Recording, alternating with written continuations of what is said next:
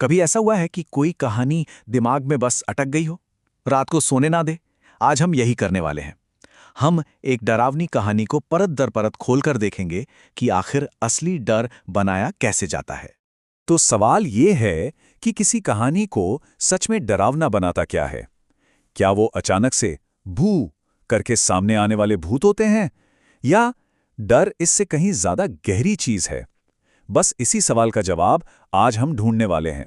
तो ये रहे वो 5 मेन स्टेप्स जिनसे गुजरकर एक कहानी तैयार होती है। हम हुक और सेटअप से शुरू करेंगे, फिर भूता चीज, डर का धीरे धीरे बढ़ना, वो पॉइंट जहां से वापसी मुश्किल हो, और आखिर में सबसे जरूरी फाइनल ट्विस्ट। तो चलिए शुरू करते हैं। चलिए अपनी कहानी शुरू करते हैं। मिलिए लियो से। एक म्यूजिक कंपोजर है, थोड़ा स्ट्रगल कर रहा है और उसे कबाड़ की दुकान में एक पुरानी चीज मिलती है, एक विंटेज ग्रामोफोन जिसका पीतल का हॉर्न वक्त के साथ धुंधला पड़ गया है। एकदम नॉर्मल शुरुआत है ना? एक आर्टिस्ट और एक पुरानी चीज, अभी तक कुछ भी अजीब नहीं। तो सबसे पहला स्टेप, एक ऐसी दुनिया बनाना जो भरोसे के लायक हो, एकदम नॉर्मल। देखिए, हर अच्छी हॉरर कहानी की शुरुआत ना बिल्कुल आम माहौल से होती है। ये बेसलाइन बनाना बहुत बहुत जरूरी है। क्यों? क्योंकि जब इस नॉर्मल सी दुनिया में कुछ अजीब होना शुरू होता है ना, तो उसका असर कहीं ज्यादा गहरा होता है, ज्यादा परेशान करने वाला।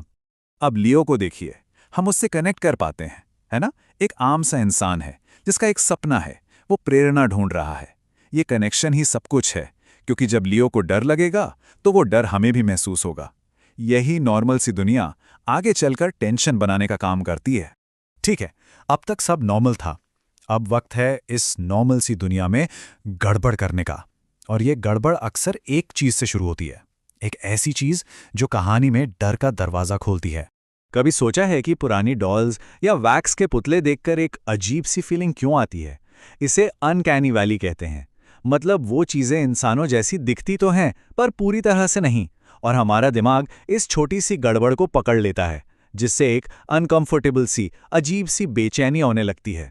और ये रहा पहला हिंट, पहला इशारा कि कुछ तो गड़बड़ है। जब लियो ने ग्रामोफोन की सुई उठाई तो धुन हवा में कुछ ज्यादा देर तक रह गई। देखिए, ये कोई बड़ा ड्रामा नहीं है, बस एक छोटा सा अजीब सा पल। लेकिन यही वो पल है जो बताता है कि सब ठीक नहीं है। यहीं से बेचैनी का मीटर ऑन हो जाता है। अक्सर लोग सोचते हैं कि हॉरर मतलब सिर्फ जंप स्केयर्स, अचानक से कोई सामने आ जाए और डरा दे। लेकिन जो सबसे असरदार हॉरर होता है ना, वो धीरे धीरे पकता है। वो सस्पेंस को आहिस्ता आहिस्ता बढ़ाता है। इसे कहते हैं स्लो बर्न। अब देखिए कहानी में डर कैसे धीरे धीरे बढ़ता है। सब कुछ एक साथ नहीं होता। पहले सिर्फ संगीत हवा में देर तक रुका, फिर ग्रामोफोन अपने आप बजने लगा। उसके बाद वो सुंदर सी धुन एक चीख में बदल गई, और आखिर में सीधा संपर्क। उस खाली आवाज में फुसफुसाहटें सुनाई देने लगी। हर स्टेप पिछले वाले से ज्यादा डरावना है। धीरे धीरे खतरा बढ़ रहा है और लियो अकेला पड़ता जा रहा है। और फिर वो पल आता है जब सुर बिगड़ जाते हैं, एक बेसुरी दर्दनाक चीख में बदल जाते हैं, जो जैसे खोपड़ी के अंदर खरोंच रही हो। ये वो पॉइंट है जहां चीजें सिर्फ अजीब नहीं रह जाती, अब वो तकलीफदेह बन चुकी हैं।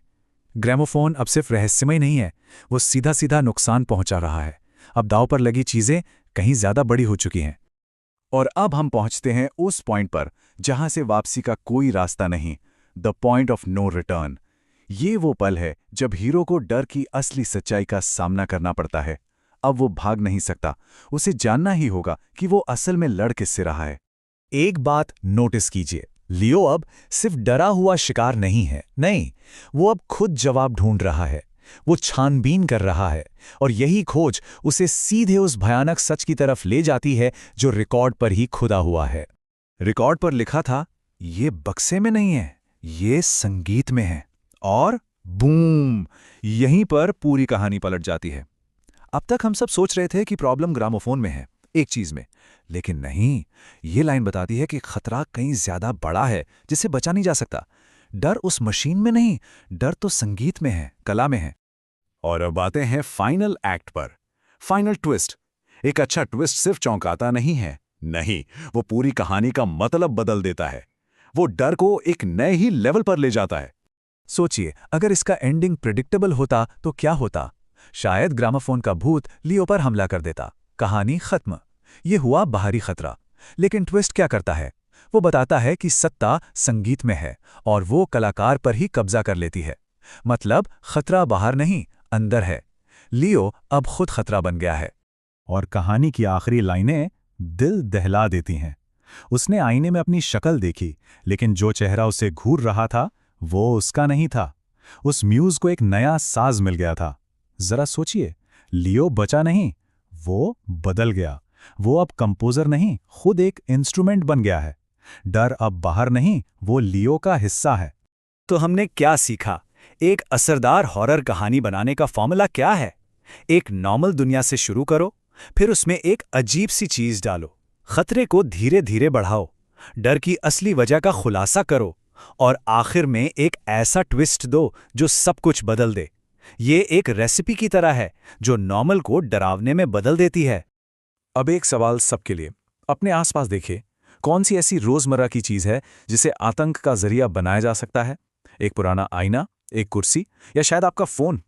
कभी-कभी सबसे डरावनी चीजें ठीक हमारे सामने ही छिपी होती हैं, बस किसी के लिखने का इंतजार करती हैं। और भी डरावनी कहानियों के लिए लाइक, शेयर और सब्सक्राइब करें।